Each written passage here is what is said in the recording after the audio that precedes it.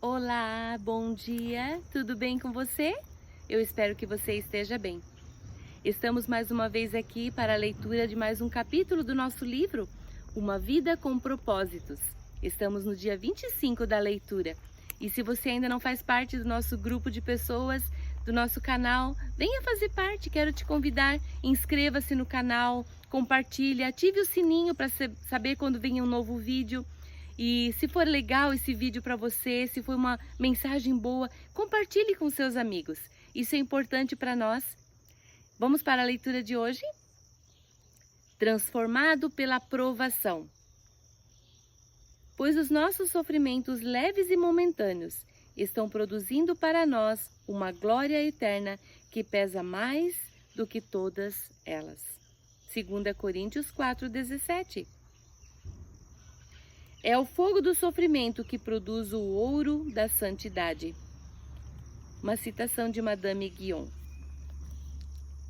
Deus tem um propósito por trás de cada adversidade. Ele usa circunstâncias para desenvolver nosso caráter. Na verdade, ele se utiliza mais das circunstâncias para nos tornar semelhantes a Jesus que a leitura da Bíblia. A razão é óbvia. Você se defronta com as circunstâncias da vida nas 24 horas do dia. Jesus alertou-nos de que teríamos aflições no mundo. Ninguém está imune à dor ou livre do sofrimento. E ninguém tem a oportunidade de atravessar a vida sem problemas. A vida é uma série de problemas.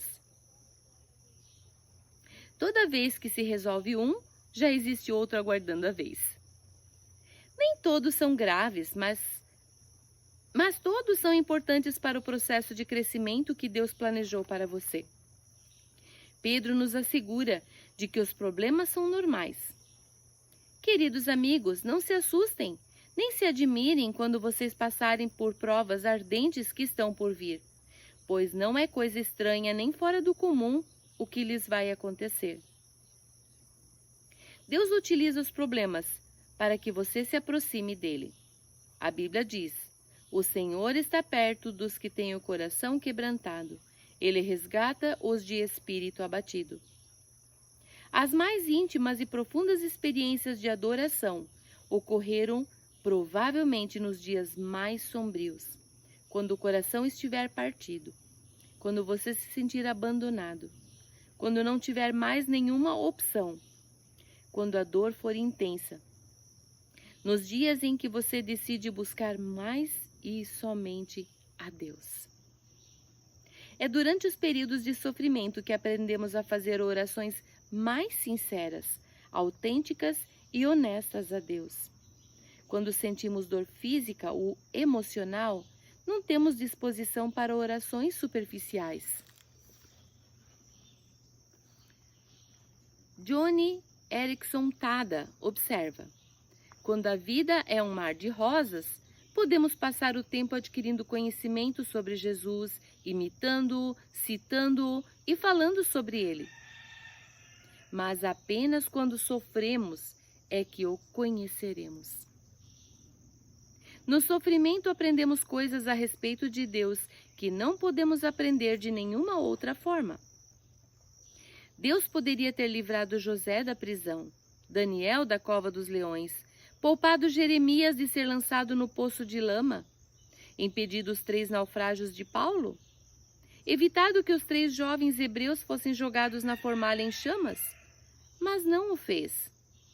Ele permitiu que tais problemas acontecessem, e em decorrência deles, cada um desses homens foi trazido para mais perto de Deus. Os problemas obrigam-nos a olhar para Deus e depender dele, em vez de confiar em nós mesmos. Paulo dá testemunho desse benefício. Sentimos que estávamos condenados à morte e percebemos que éramos fracos demais para confiarmos em nós mesmos. Isso, porém, foi bom, porque assim nós colocamos tudo nas mãos de Deus, o único que ressuscita os mortos. Você nunca saberá que Deus é tudo o que você precisa, até que Ele seja tudo o que você tiver. Independentemente da causa, nenhum problema acontece sem a permissão de Deus. Tudo o que ocorre na vida de um filho de Deus é filtrado pelo Pai. E ele pretende usar isso para o bem, mesmo que Satanás e outros tensionem usá-lo para o mal. Seu Senhor tem o controle total da situação. Os acidentes são apenas circunstâncias do plano dele para a sua vida. Como todos os dias de sua existência foram escritos no calendário de Deus antes que você nascesse. Tudo o que acontece com você tem significado espiritual. Tudo. Paulo explica o porquê.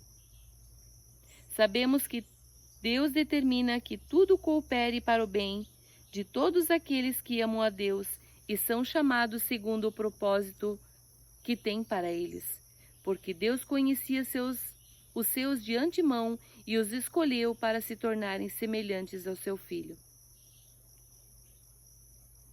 Compreendendo Romanos 8, 28 e 29. Essa é uma das passagens bíblicas mais incompreendidas e equivocadamente citadas. Ela não diz: Deus faz com que tudo saia da forma que eu quero. É óbvio que isso não pode ser verdade. Também não diz: Deus faz tudo que nesse mundo tenha um final feliz. Isso também não é verdade. Há muitos finais felizes neste mundo. Vivemos num mundo caído. Somente no céu tudo é perfeito da forma que Deus quer. É por isso que somos orientados a orar: seja feita a tua vontade na terra, assim como no céu. Para compreender inteiramente Romanos 8, 28 e 29, você deve examinar frase por frase. Vamos nela. Sabemos. Nossa esperança em tempos difíceis não é fundamentada em pensamentos positivos, em anseios ou em otimismo natural. É uma certeza que se fundamenta na verdade de que Deus tem um pleno controle do universo e ama todos nós. Que Deus age. Há um grande projetista por trás de tudo. Nossa vida não é resultado do acaso, do destino ou da sorte. Existe um plano principal. A história consiste na história de Deus. É Deus quem controla o leme. Nós cometemos erros. Deus, porém, jamais se engana.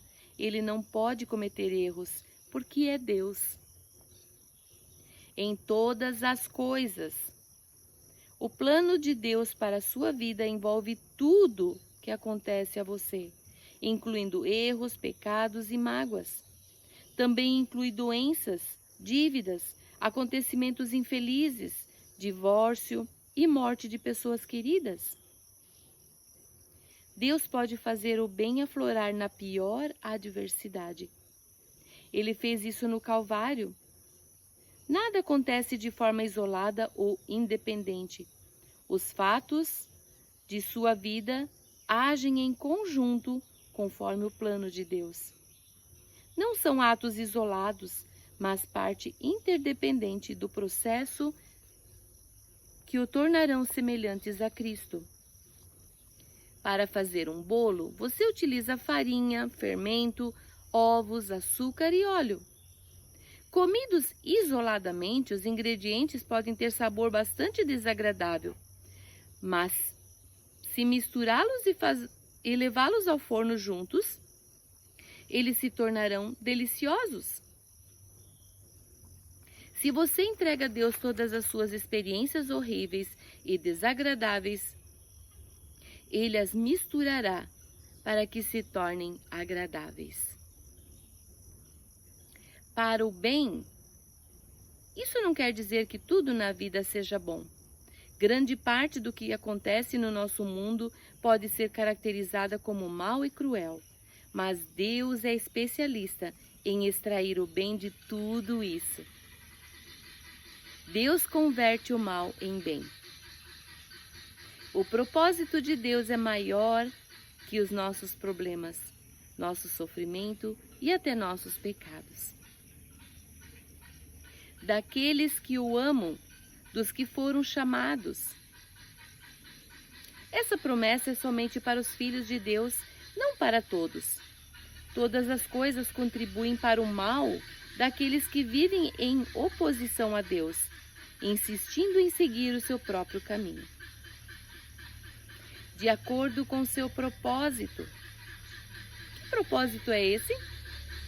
Que sejamos semelhantes a seu Filho.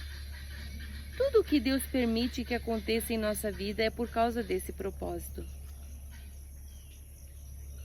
Edificando um caráter semelhante ao de Cristo. Somos joias moldadas pelo martelo e pelo cinzel da adversidade. Se o martelo do joalheiro não tiver peso suficiente para aparar nossas arestas, ele usará uma marreta.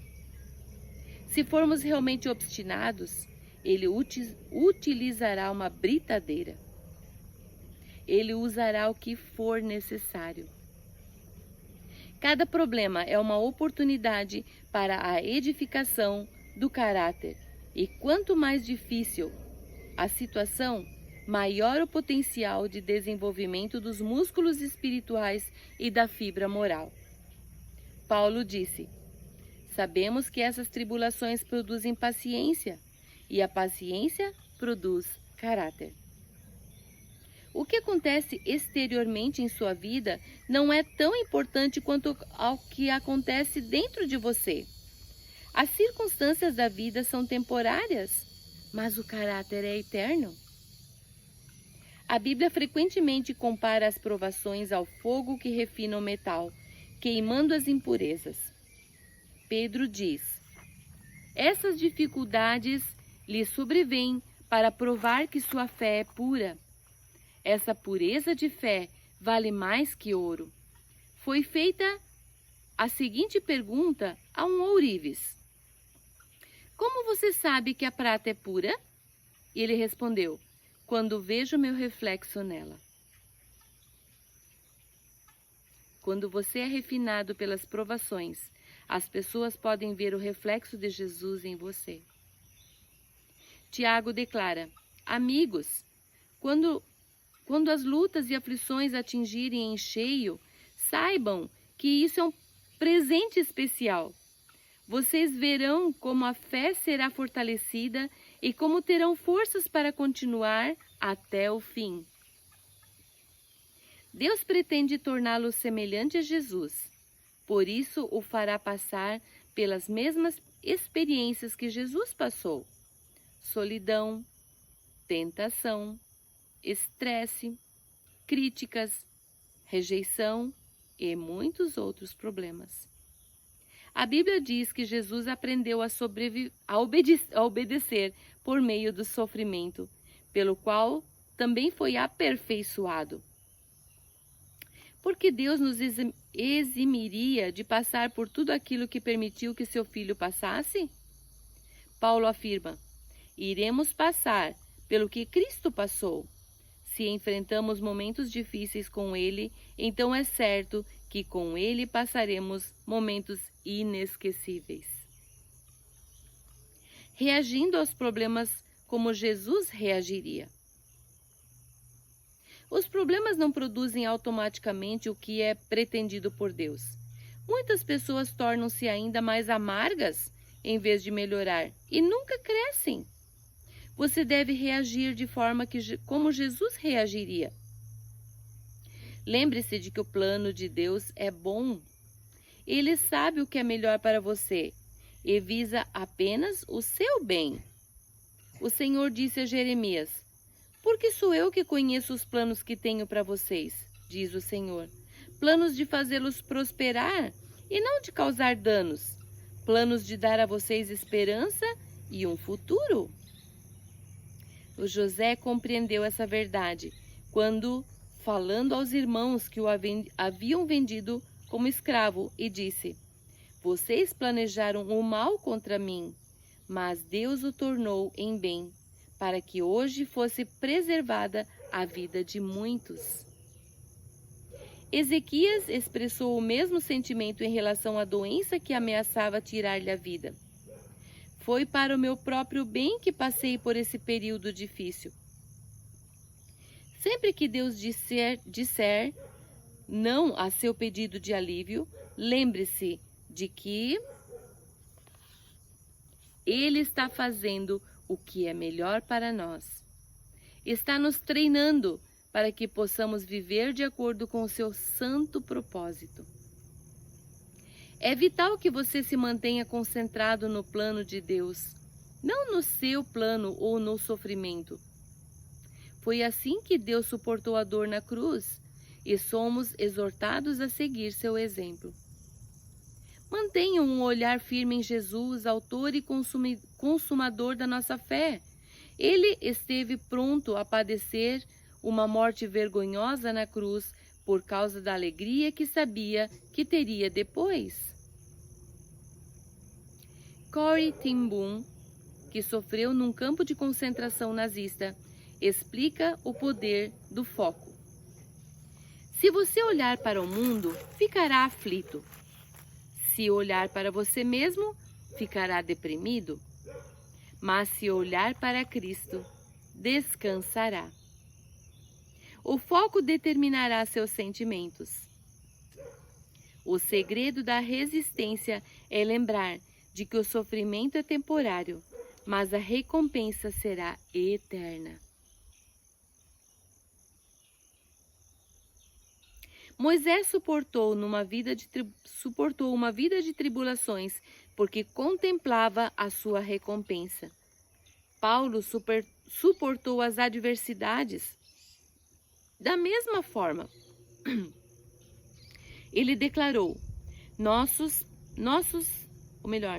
presentes aflições são muito pequenas e não durarão muito, e ainda produzem para nós glória imensurável, que durará para sempre. Não se renda às considerações de curto prazo. Mantenha o foco no resultado. Se participamos da sua glória, precisamos também participar também do seu sofrimento. O que sofremos agora não é nada comparado com a glória que Ele nos dará adiante.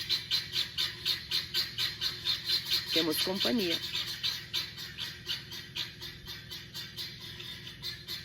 Exulte e agradeça. A Bíblia diz: deem graças em todas as circunstâncias, pois esta é a vontade de Deus para vocês em Cristo Jesus. Como isso é possível? Observe que Deus nos manda dar graças em todas as circunstâncias, mas não por todas as circunstâncias. Deus não espera que você seja agradecido pelo mal, pelo pecado, pelo sofrimento ou pelas consequências dolorosas próprias deste mundo. Em vez disso, Ele quer que você demonstre gratidão pelo fato de usar os problemas que o afligem para o cumprimento dos propósitos dele. A Bíblia diz: alegrem-se sempre no Senhor. Ela não diz alegrem-se no sofrimento, isso é masoquismo.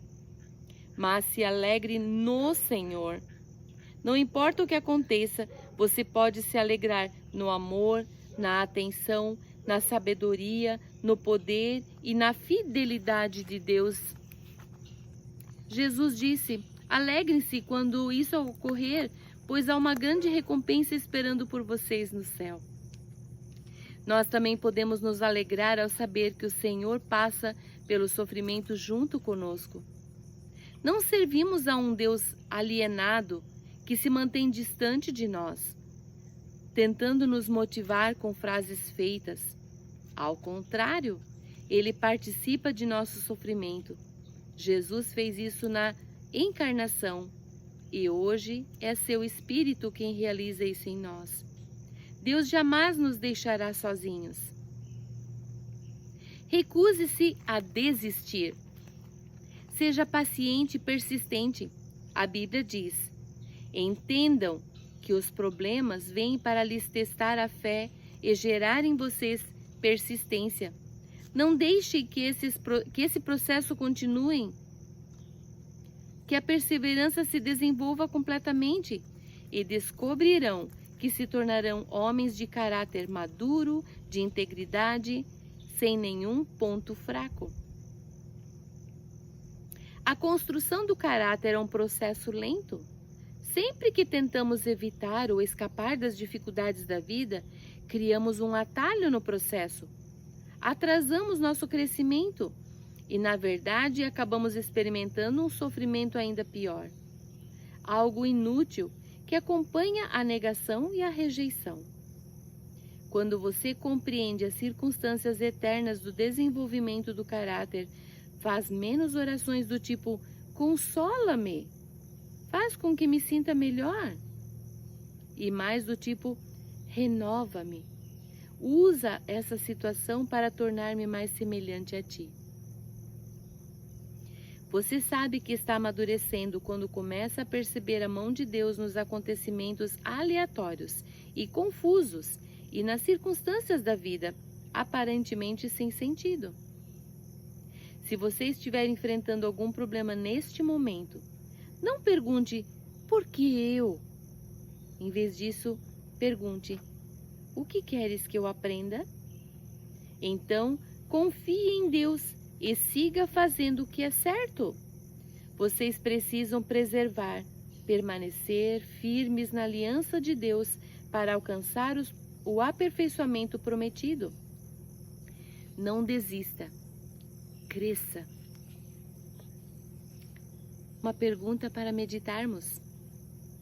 Que problema em minha vida permitiu que eu experimentasse um crescimento significativo? Que mensagem para hoje. Que nós possamos aprender que todas as coisas, todas as circunstâncias da nossa vida passaram pelas mãos de Deus. E Ele está tentando nos fazer crescer, nos amadurecendo através de todas as circunstâncias que nos sobrevêm. Que essa mensagem possa ter tocado o seu coração e possa tocar a vida de muitas pessoas. Que Deus abençoe você. Até a próxima!